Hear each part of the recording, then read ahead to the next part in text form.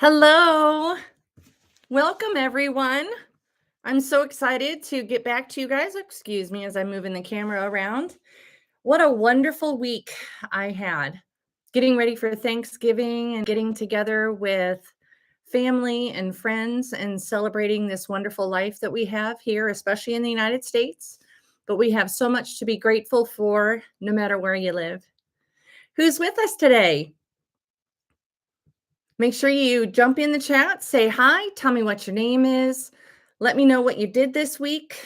Let me know what drink you have. Of course, this is very important. I have spearmint tea this time. Hi, Dawn. How are you? I hope you're having a good day. My apologies for the last 2 weeks. 2 weeks ago, there was technological problems that kept me locked out until 5 minutes after I wanted to be finished with the live stream. And then last week, unfortunately, life just got away with me, or away from me, that is, with the schoolwork that I need to do for my doctorate I'm working on in social psychology. So yeah, I did not have the opportunity to join you last Sunday, but I am so glad to be back. Very excited. And I just remembered I need to put the do not disturb on, but there we go. So, Dawn, what kind of a drink do you have? Anybody else? A good friend of mine brought over some spearmint tea bags. And so as soon as I was pouring the hot water, it's like, smells so good. I love it. Diet Pepsi. Okay. Very good. Very good. I love it. I have a couple of articles that I went over yet again in preparation for this, where we're going to be talking about stress and how to cope with it using particular mechanisms that are already supported by science. And so that's why I have studies here. They're peer-reviewed scientific studies in the psychological community. So, yeah, I hope you enjoy our time together this evening and that you will be able to get a lot from it. I have the notes pulled up from last time, 2 weeks ago, well, 3 weeks ago, when we were talking about part 1 of coping mechanisms for stress. Hi, Linda. You have peppermint. I love it. I love it. I love it. Well, the last time when we were together, I was so grateful because I looked up the statistics on my YouTube channel, and I was so grateful to see, that there were 578 views of the videos that are on there.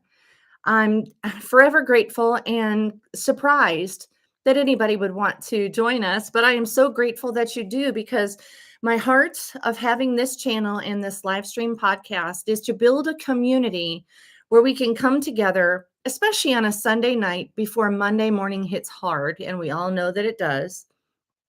We can support each other, make sure that we have our mind straight for the next week, and just learn interesting things, finding new tools that will be able to help us in our life, especially for the next week. So last time we talked about this, which was on the 10th. Today's December 1st, obviously. But on November 10th, there were 578 views, like I said, and 89 watch hours. That means of all the people who have come to my YouTube channel here as Coach Amy Pratt, they have watched any of the videos that are on there for a total of almost 90 hours. Now, this, as of this evening, there, instead of 578 views, there's 656. So that many views happened since November 10th, the last time I saw you, and now. And I want you to know that I very much appreciate it. Thank you so very much. If there's any feedback that you would like to give, please do comment or like the video. I would love that for you too. And consider subscribing to this channel. That would be very helpful for me to get to the platform that I need to be on to be able to spread this idea of community and helping each other further. Okay?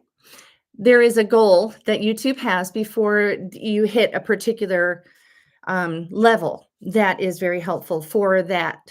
And they say that it is 1,000 subscribers.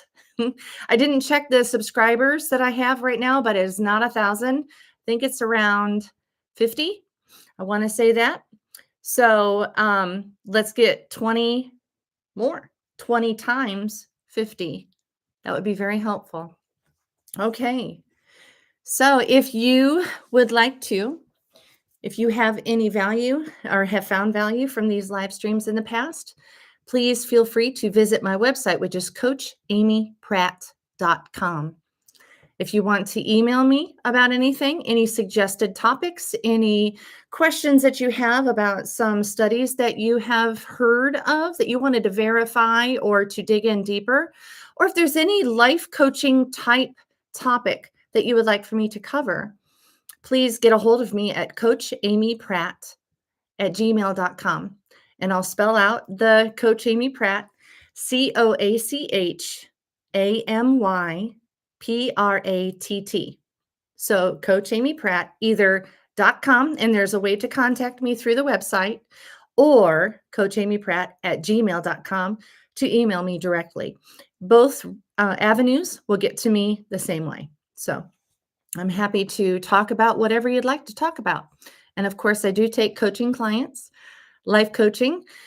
I handle basically what a primary care physician does for the medical part of your life. That's how I handle a client's life.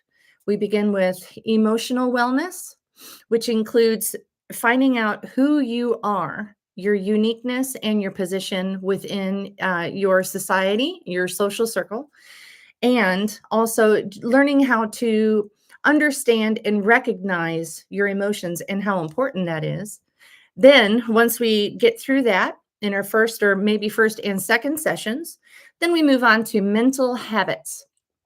And in mental habits, we discuss the framework that it will take across all the 6 dimensions to find yourself basically automating your life toward success and confidence in all the areas. So, like I said, first dimension of health and wellness is your emotions. Then we move on to mental habits. After that, we talk about your physical health and wellness. Of course, that does include the medical field and taking care of yourself in all the ways. Then the fourth one is your vocation. Now, vocation is not just the job that you have, although that's a large part of your vocation. Hopefully, you are able to find a job that brings you great satisfaction that is within your passion, your area of passion, your calling, the things that you're driven to do, and it meets a need somewhere in society, in your social circle. Then after we're done with, like I said, emotional, mental habits, then we take care of physical health and wellness, then vocational wellness, then comes your social wellness. We talk about relationships, how to improve them, how to use proper boundaries, the need for relationships of different types. You need one-on-one relationships. You need one on about 3 relationships that are super tight knit. Then you need maybe one on 12, where if you're going to throw a party, you know that those 12 people need to be there, because without them, what is the party for? And then past that, if you're like me, well, I would dare say that just about everybody, but I am definitely an extrovert. I need to, on a regular basis, not weekly or anything like that, but I need to be part of a large community. Perhaps you could find that within a church or a community center, something like that, or any membership of different sorts. So, all right, that was 5 of them. Okay, then the 6th one comes very easy after the first 5. The 6th one is financial wellness. I started this whole journey as a financial coach, so I am very well versed in helping people from things as simple as setting up their own budget for the very first time, even if you're in your 50s and 60s and you've never done it before. I can help you through that, and there is no judgment ever. I've had clients that I would help them through about a foot or two of mail that they haven't opened because they're afraid of it. Also have worked with people on setting their goals. Like, what is your goal all the way out there in the horizon when you look toward retirement or toward the end of your life? What do you want to have accomplished? And have you set yourself up for confidence and success along the way? So that is where we are. And that's why we all get together. You're welcome to join us almost every single Sunday night. The plan is to have it every Sunday night at 7:30 p.m. right here.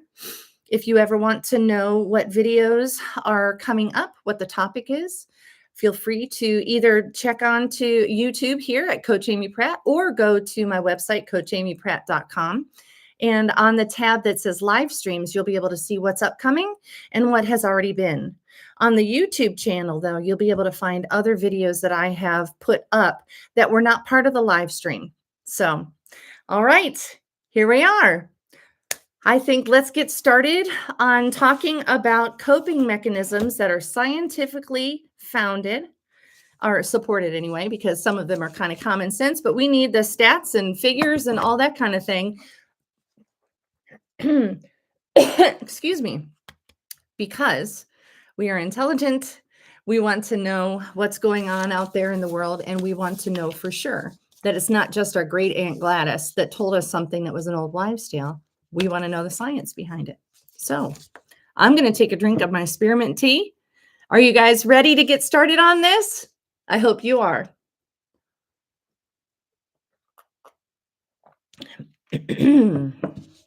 Okay.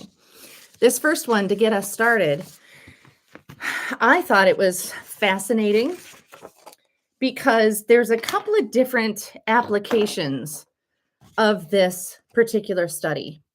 This study, what I found like I said earlier, my doctorate that I'm going through right now that I should be finished with December of 26. So I have 2 more years to go. But I come across lots of articles of studies and such. Sometimes I don't mean to find them, and this is one of them, but I thought it was too fascinating to not print out and make sure that we talk about it. This one I found in Science Daily, and it's called Stress by Itself Can Lead to Excessive Drinking in Women, but Not Men. So think about that for a second. All right. When we think of an alcoholic, we usually think of a man. So this is going to challenge your thinking for a little bit. And this study was done on December, or it was at least published in Science Daily on December 13th of 21. So just 3 years ago.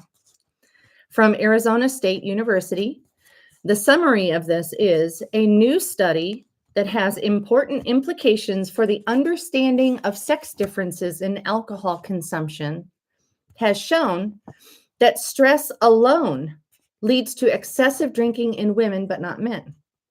The study used a simulated bar environment to test how stress affected whether participants drank more than they intended. Okay. Now here's the sentence about men. It says men who experienced the same stress as women only drank to excess when they had already started consuming alcohol. So it's not the stress, it's consuming alcohol that causes a man to go into excess, possibly. Let's see what else they have to say. Though rates of alcohol misuse are higher in men than women, women are catching up. Most of the time, I would say that's fantastic. Obviously, that's not the situation here, especially since traditionally women are the ones who maintain the home. We tend toward being the glue in the family, the linchpin that holds the social structure together. So if women have troubles with drinking, it's very damaging, obviously. Women also have a greater risk than men of developing alcohol-related problems. Let's find out more. Participants consumed alcohol beverages, okay? They were sitting in the bar, drinking alcoholic beverages while experiencing stressful and non-stressful situations. Stress led women, but not men, to drink more than intended, a finding that demonstrates the importance of studying sex differences in alcohol consumption. The study was published originally in Psychology of Addictive Behaviors. So Science Daily republished it. Some people can intend to have one or two alcoholic beverages and stop drinking, but other people just keep going. This impaired control over drinking is one of the earliest indicators of alcohol use disorders, and we know stress contributes to both impaired control over drinking and dysregulated drinking. The role of stress and impaired control over drinking is understudied, especially in women, says Julie Patak Peckham, who is an assistant research professor at Arizona State. And she's the lead author on this study. So that's why she started this. Okay, now we're going to talk about what the study actually looked like. They've already alluded to it, but we're going to set the scene for you. The study took place in a research laboratory designed to simulate a bar, complete with a bartender, bar stools, and lively conversations. The participants included 105 women and 105 men. They were randomized into different groups, with some experiencing a stressful situation and others a non-stressful situation. Next, half the participants received an alcoholic drink that was equivalent to 3 cocktails, and the other half received 3 non-alcoholic drinks. After that, all the participants had unrestricted access to alcoholic drinks from the bar for 90 minutes.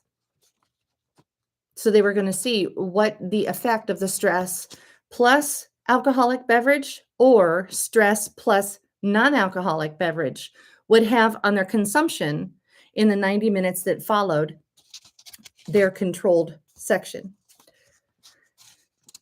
We know that both genes and the environment play a role in problematic drinking. So genes and environment. Remember, this was an addiction type study. So that's important that they talk about genes, because addiction, it has a little bit of a genetic component.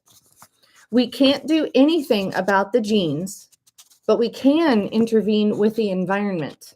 That is a huge thing that the setting up your environment for confidence and success absolutely is what mental habits is, which is my second dimension of health and wellness of the 6.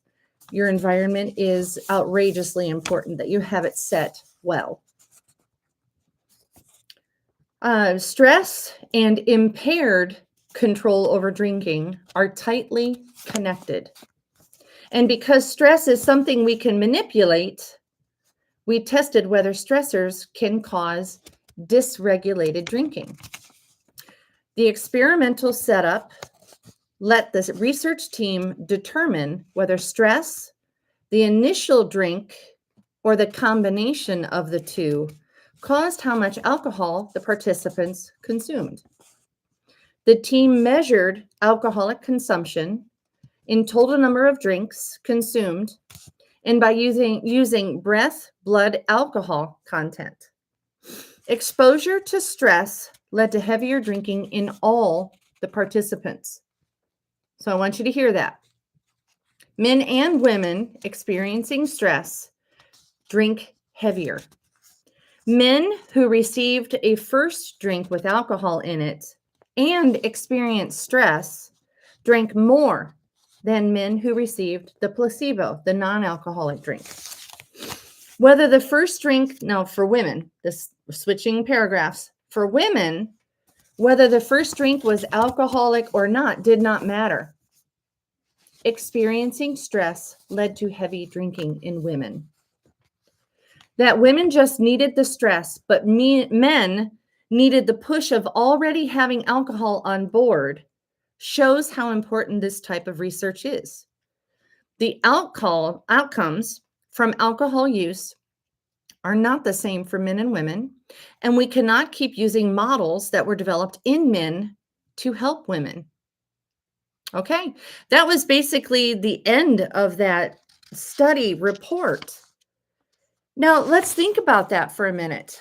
I happen to know someone who must quit smoking, must, because it's causing severe health problems.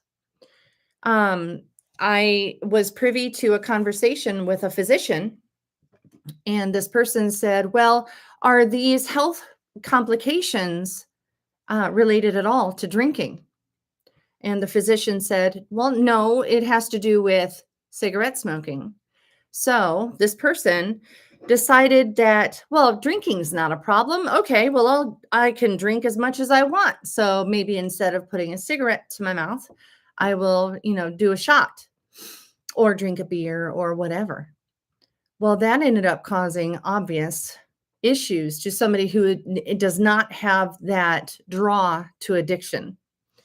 Of course, that has caused, in this particular person, especially knowing this situation, as stressed as he is, it's a man, as stressed as he is about his health condition, he's not, if he takes a drink, then he will drink to excess to his own harm.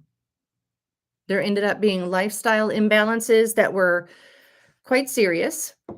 And the smoking, of course, has not even slowed down because there's no filter that says, wait, I don't want to have that. I know that that's not good. That's going to cause this health issue to get worse. So another application, have you ladies or anybody who is listening, gentlemen, heard of anything or know of any story of people that this particular study would impact? Any ideas? I'm going to take another drink.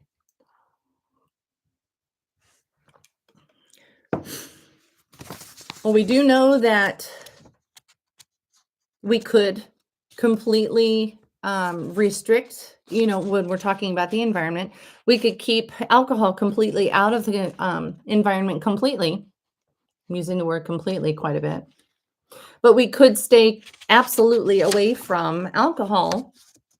And obviously that would keep from being excessive in drinking. But sometimes going out with friends, I personally do not have a problem with drinking occasionally. But if you have a tendency toward excess, especially when stressed, then that's something that needs to be considered. So, all right. I'd love to hear any ideas that you have. That was coping mechanism number 1 for this evening about stress and how to handle it.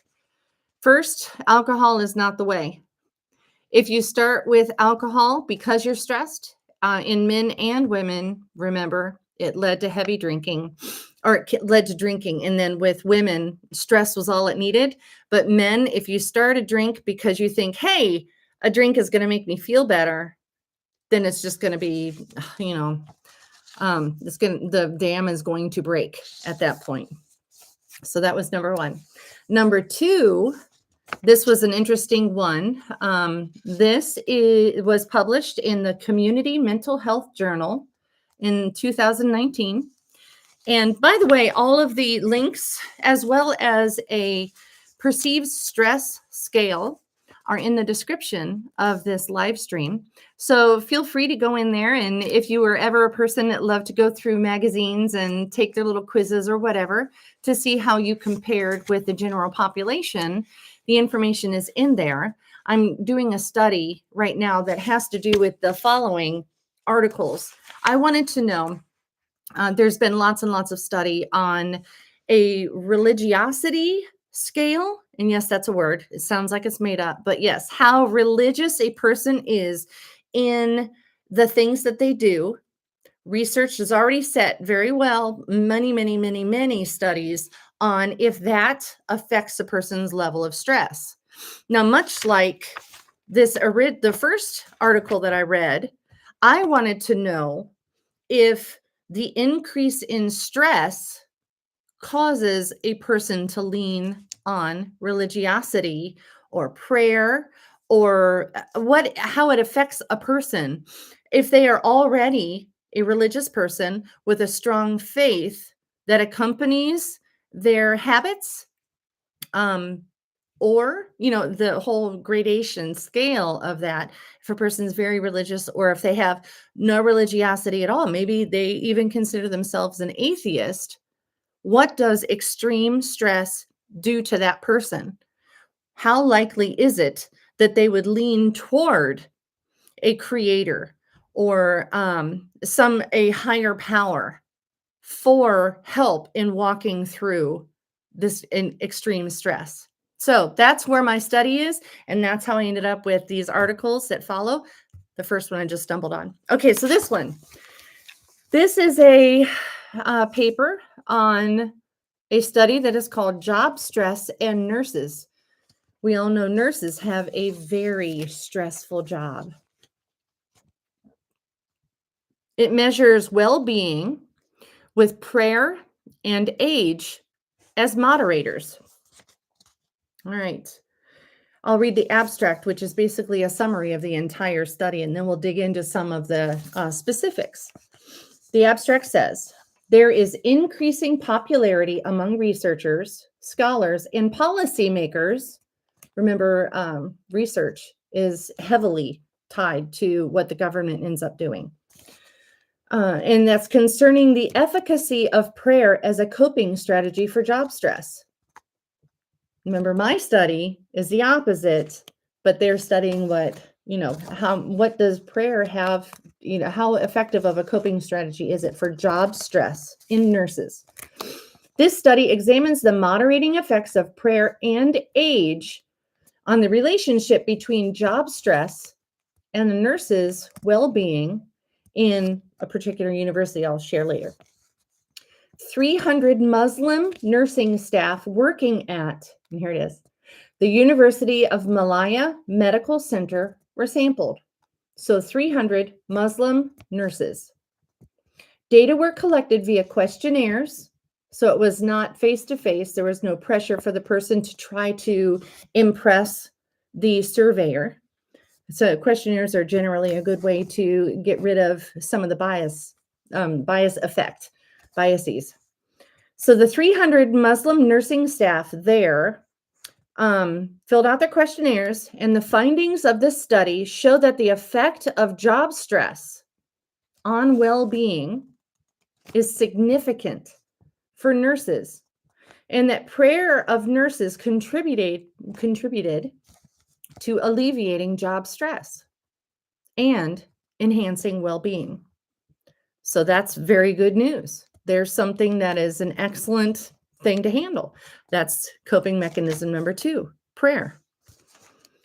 This study is limited to nurses in one public hospital in a developing country. So it was not the United States. Thus, it would be more interesting if the study could be extended to other public and private institutions in a Muslim country, and a comparison could be done between other religions as well. So, all right, let's dig into this. They're talking about Islamic prayer and job stress, all of that wonderful stuff. Okay, numerous studies have found that higher levels of job stress are negatively associated with subjective well-being. Subjective means if somebody says, "How are you doing?" What's your actual answer? The answer that you give is subjective because you're the one that is giving that answer. If somebody wants to know your objective well-being, then they will take quantitative data from you, like how happy are you on particular days? How are your finances doing? How are your intimate relationships? Are you if you get the idea, quantitative, right? The things that can be counted, that would be the objective well-being, but subjective well-being is what we're talking about here. All right, so subjective well-being has become an important issue and focus of strong research and interest. It is an important issue in social development because personal well-being is a prerequisite to functioning in society successfully. My dissertation eventually will have a lot to do with this, subjective well-being, and social development, being social psychologist. Yes, I'm very excited about all these things. Okay, many researchers have found that a religious life has a positive effect on well-being. Now let's try to, as I'm going through this, make sure you're listening for what does a religious life mean? Does it mean a personal relationship with God? Or does it mean something more like saying particular prayers at particular times, even if you don't feel like there is a higher power listening? All right. Researchers have also addressed age differences. You may remember that was another one of the moderators they were considering. Age differences in work-related stress. For example, job satisfaction, emotional resilience, that's an important thing to develop in yourself, emotional burnout, absenteeism from work, obviously, and turnover rates. I quit, can't take this anymore, okay? Thus, this paper examines the effect of age and prayers on job stress and well-being of nurses in a developing country. But we've already said that. Sometimes these studies, the reports can get a little redundant. It's an important part to define each of the components when you're doing a study like this. So they define prayer. Each of the scholars who do their own different kinds of studies are careful when they're defining prayer. Like I said, is it some rote religious thing that you just chant, or is it actual communication with God? So in Islam, for this particular study, prayer is called salat. And my apologies, I'm not sure I'm saying that right, but it's S-A-L-A-T, which linguistically means supplication. Salat is one of the pillars of Islam. It differs significantly from the personal prayer or invocation associated with the Christian faith. Okay. Many scholars have examined salat, the Islamic prayer, as a coping strategy and its role in promoting mental and physical health. Prayer, as a religious coping effort, can have significant impact in addressing problems and reducing stress and anxiety. From a mental perspective, salat, which requires reliance on the Creator, leads to prevention and cure of most neuroses, depressions, and even major psychosis. That's pretty amazing, isn't it? Now they go on to detail this. What does it look like? A little bit more, right? So they say Muslims are obliged to perform ritual prayers 5 times a day. I think many of us are understand that already because we've either been exposed to the news or in whatever kind of media, sometimes movies, whatever. We understand that. Okay. This regular schedule allows them to be punctual, disciplined, and appreciative of the value of time. Muslims are also required to perform the act of ablution before praying, which is the cleaning of one's body. I think that's amazing because I have been exposed to understanding of the Jewish culture. I mean, for thousands of years before they went into temple, they would need to clean their body. And so that's, I mean, all the way through all of this, I'm thinking, okay, well, we have emotional health, mental habits, physical health, because we're cleaning ourselves, we're exercising, we're actually walking away from work, we're doing the you get the idea. All 6 dimensions of health and wellness seem to be covered in these things, which is fabulous. Okay, specifically, ablution includes the washing of the head, the hands, the arms. You're going to love this. Listen. Face, nostrils, mouth, and feet, as well as the inside and outside of the ear. Now, I don't laugh out of, um, thinking that this is ridiculous or anything. It's thorough. Look at that. It's thorough. A person needs to present themselves in prayer carefully and with intention. I love that. Daily ritual prayers contain a rak'ah, which is a uniform body movement that includes standing, bowing, prostrating, and kneeling. All Muslims are to leave their jobs and assemble in the central mosque of the area for a sermon and a congregational worship at noon. I love that. There's the social component of it. Getting out and walking through the fresh air, getting there, all of it's great. Okay, so Linda, on film, we almost always see only the men praying 5 times a day. I wonder about that because, women, especially, women do have a tendency to be the ones who take care of the children. That is an interesting thing. Let's see what else goes on. And they were talking about nurses here in this particular study. So nurses tend to be women as opposed to men, or at least in a larger percentage. I wonder how this goes. All right. During preparation to perform prayer, Muslims are instructed to shift their thinking as much as they can about the material nature of the world, including all of their burdens and worries. Now, in the Christian faith, and all of you know that I am a woman of faith, I very much close myself out of the surroundings as much as I can. And I do take my cares and concerns and I bring them in prayer to the Creator. So that's what they are doing as well. Similarly, Muslims are expected to use their prayer to transform their worries into a positive power of supplication and to convert the meanings of invocations they use into concrete reality. All right. So remember, a little bit earlier, we were working on defining what prayer meant for this particular study. Now, they also needed to define stress. What is stress? How can it be measured? All those things. Is it subjective? Is it objective? And yes, there are objective stress scales. And I believe I was able to find that and put it in the description also of this video. So feel free to go there if you'd like to take that one as well. So anyway, stress, okay, let me just 1 second to make sure I'm not missing that. Stress is an unpleasant state of emotional and physiological arousal that people experience in situations they perceive as dangerous or threatening to their well-being. I had forgotten to mark that. I think that's really an important definition.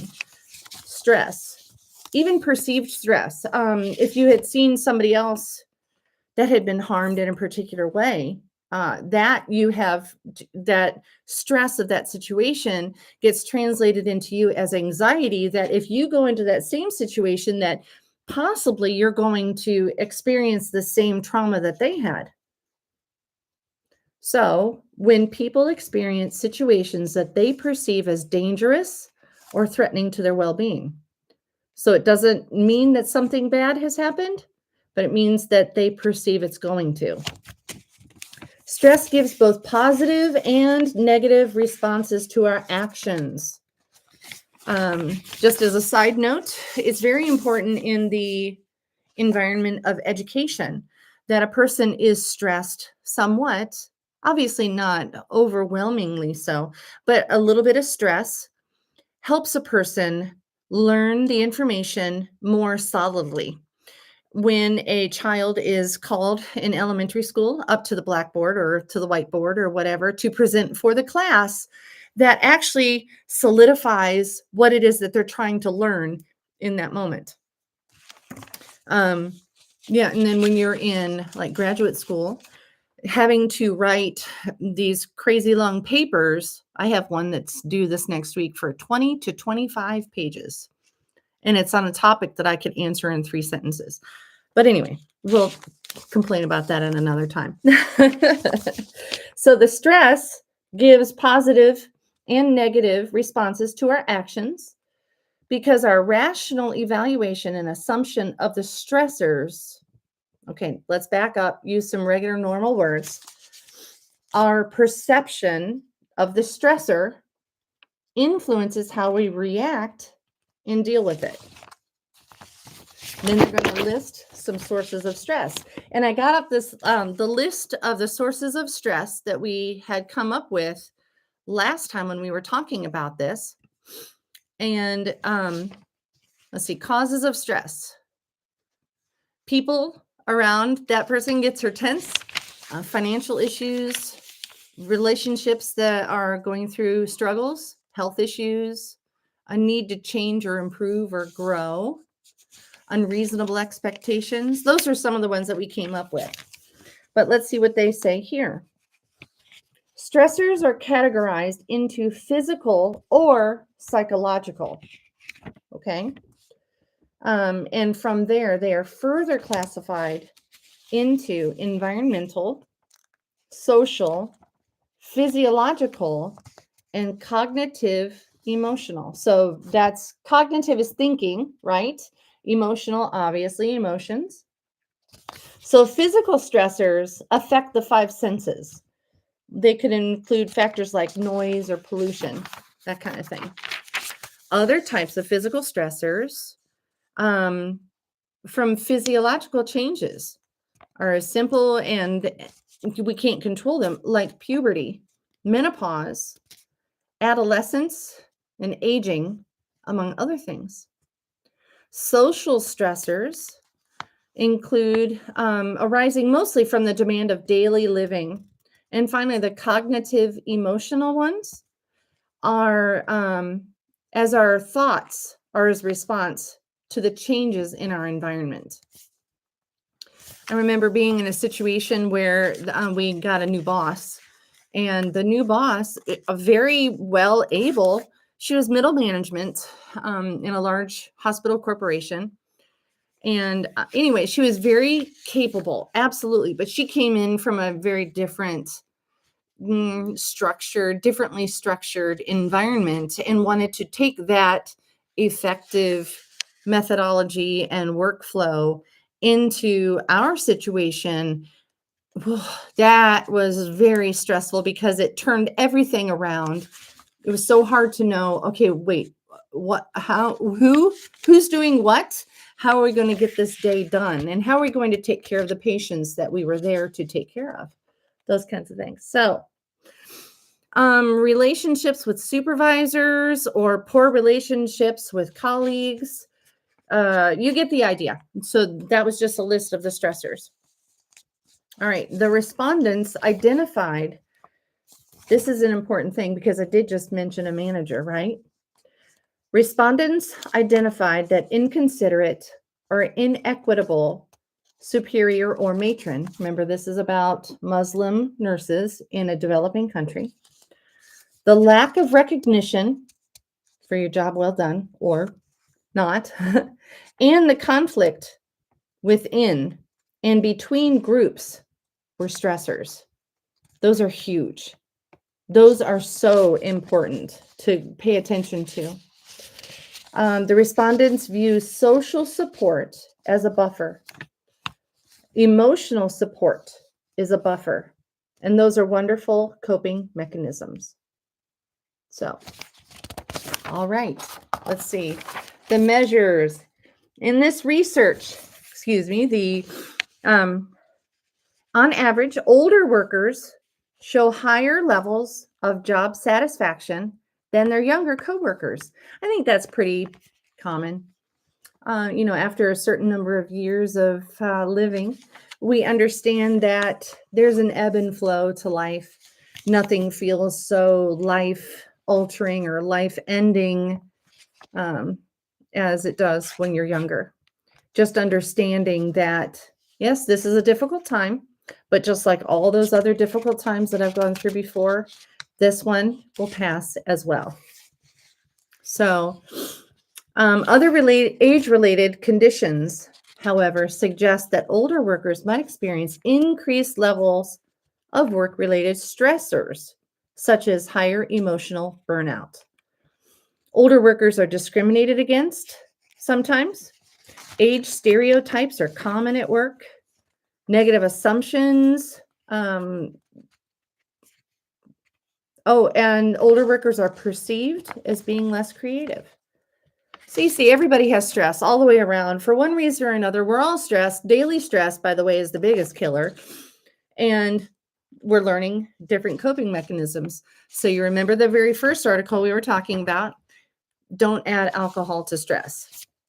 This article that we're reading, as a reminder, we're talking about the moderators of prayer and age and how those affect a nurse's well-being and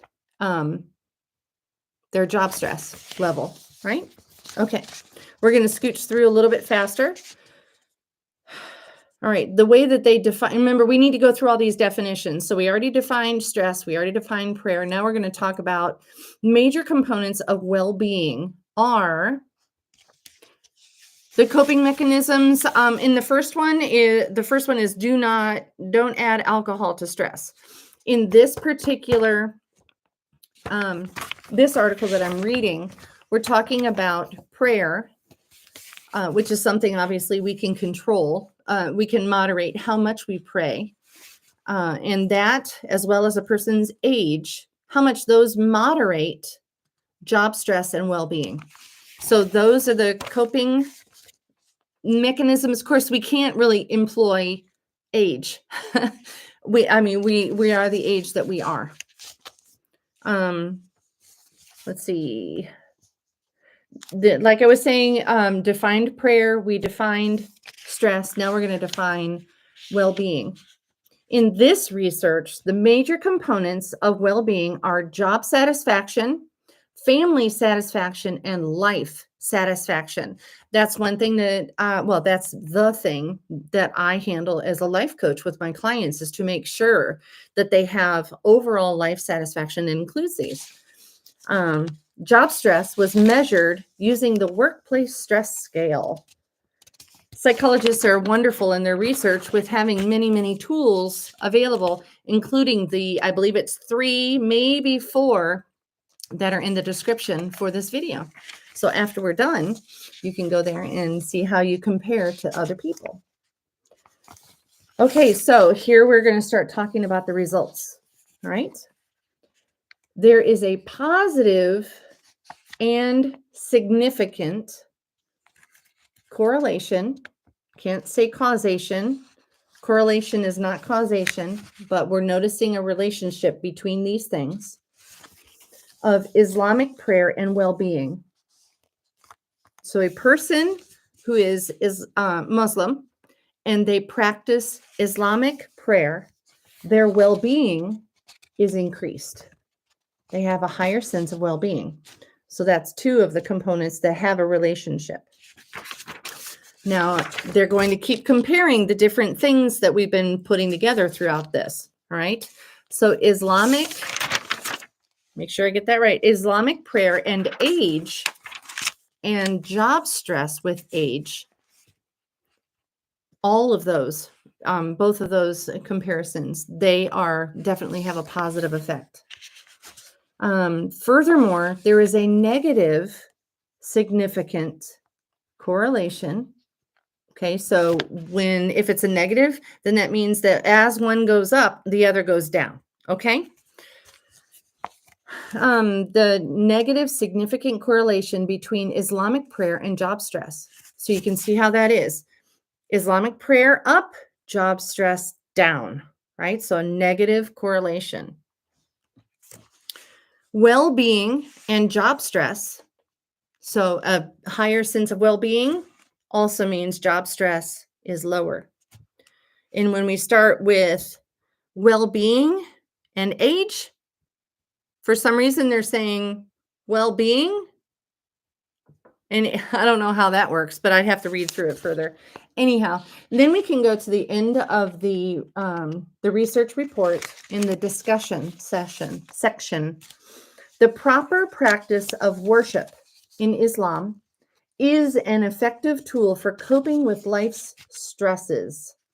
Spiritual and religious behaviors, such as prayer, can reduce stress. This is important. Make sure you're listening. This is a prayer and worship is a much more effective tool than many, many things, including the use of alcohol. That's not a good coping mechanism. But the second one that we're talking about now, listen carefully. The proper practice of worship, and this is in Islam, is an effective tool for coping with life's stresses. Spiritual and religious behaviors such as prayer can do all these things. Now, this is the list. Can reduce stress, anxiety, aggression, depression, obsession, and enhance and improve hope, mental health, well-being, quality of life, and the ability to cope. All of those things have been tested and proven to be true individually with prayer.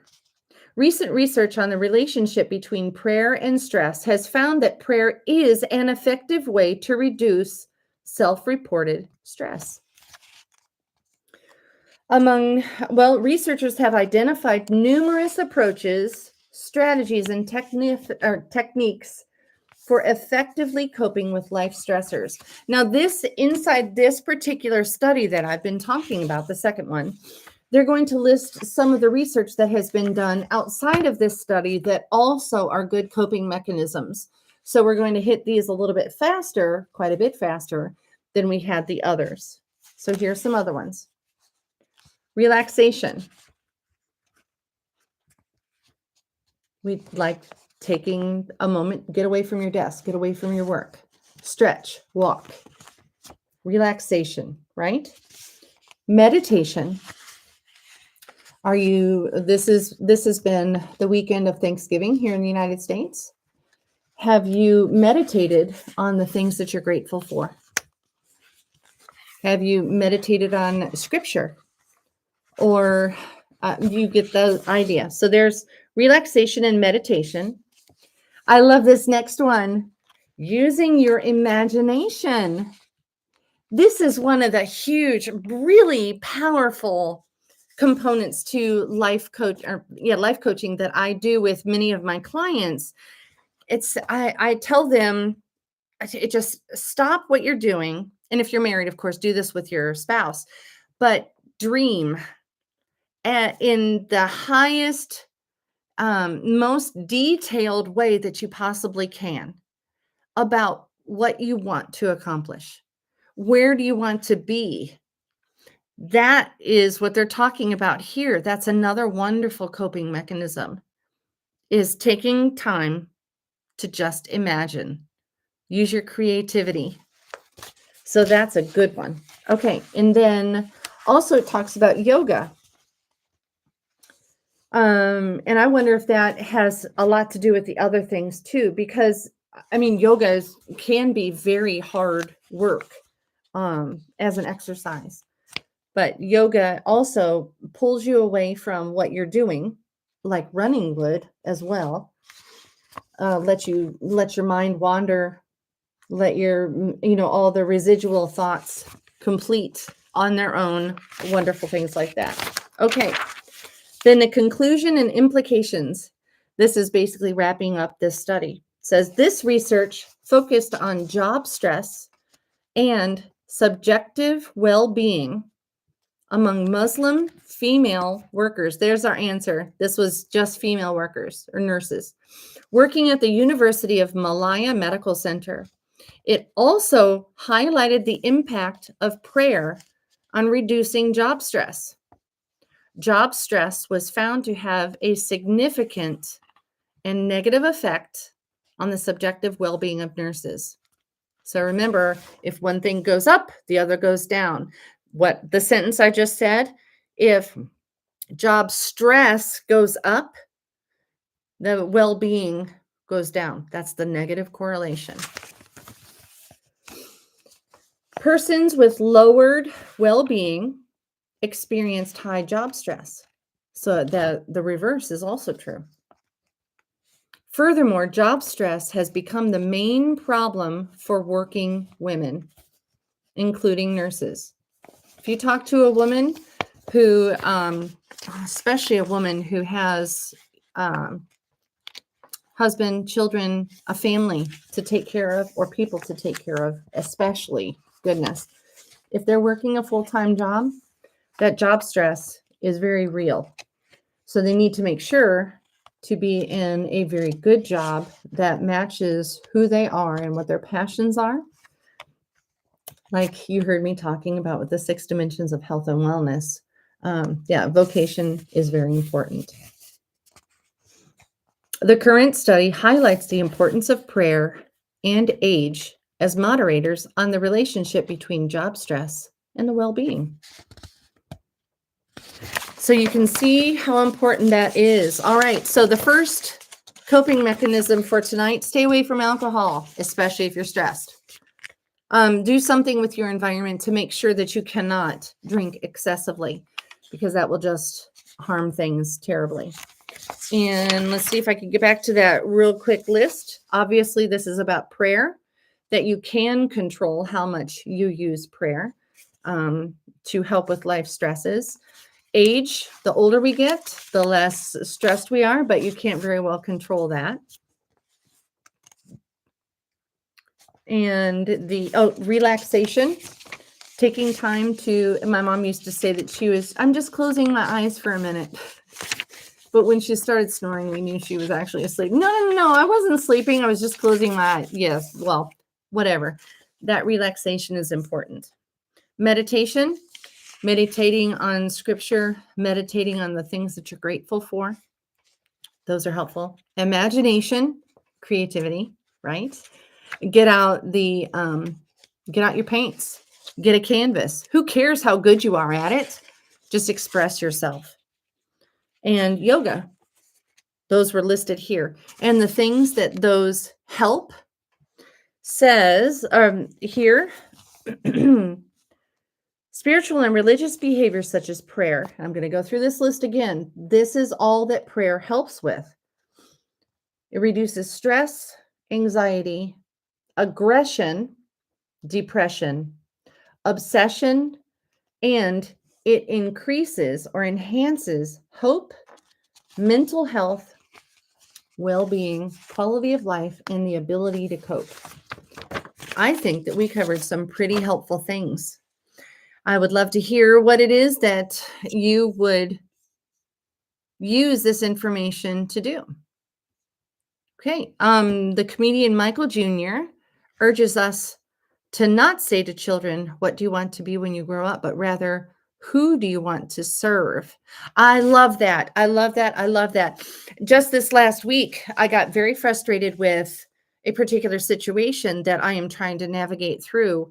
And my thought was, do you ever, ever, ever have the posture of, yes, ma'am? Yes, ma'am. Can I, what can I do for you? The feeling of who can you serve? If you don't have somebody that you are using your calling or your vocation for, it's not going to be fulfilling. So exactly. I love that. I didn't know that Michael Jr. says that. He says, don't tell children, what do you want to be when you grow up? But rather, who do you want to serve? I love that. That's amazing.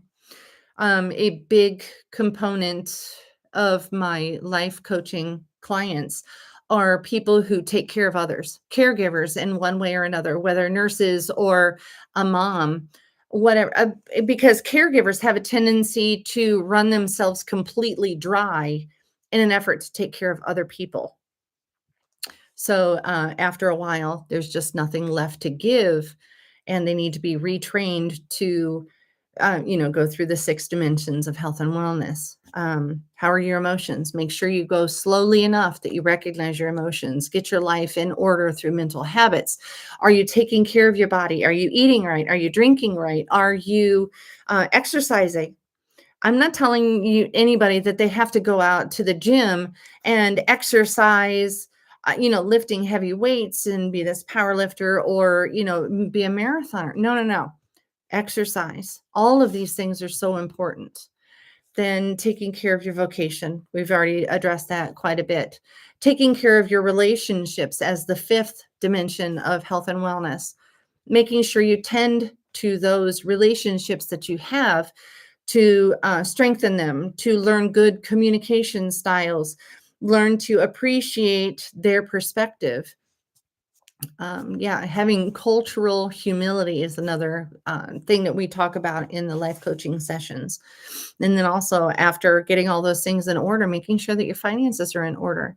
If you have margin built into each one of those, of the 6 dimensions, then that in itself is a coping mechanism that is wonderfully sound.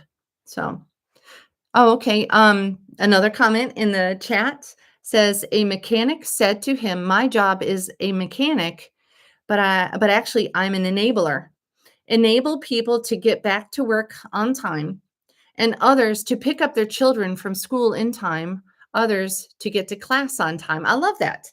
Yes, he facilitates people. That I like that. That is a very good way to look at it. Well, I've loved spending this time with you, and I want to remind you, if you'd like to get a hold of me for anything, I would love, please, please, please let me know if there are any topics that you would like to discuss on this live stream podcast, or if there's anything that you would like for me to address, maybe in a more curriculum style teaching video. I'm happy to do that. Please get a hold of me at coachamypratt.com.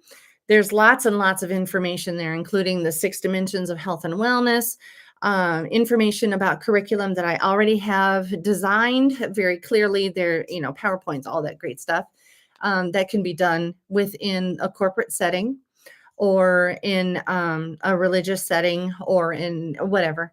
And also the ways that I can help people one-on-one or, a married couple as well. And then the contact information is there and the listing of the live stream podcasts that have happened in the past and the ones that are planned forward.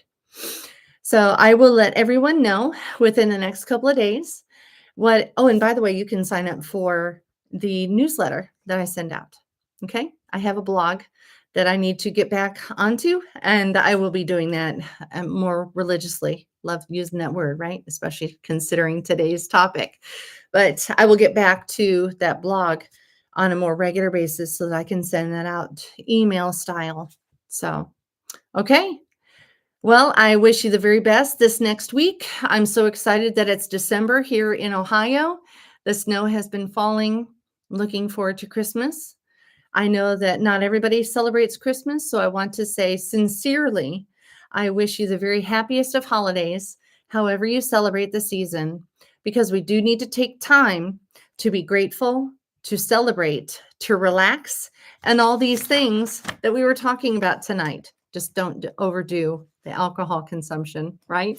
All right. Well, thank you so much. I will see you next Sunday, which is December 8th at 7:30 p.m. Have a wonderful evening and a wonderful week.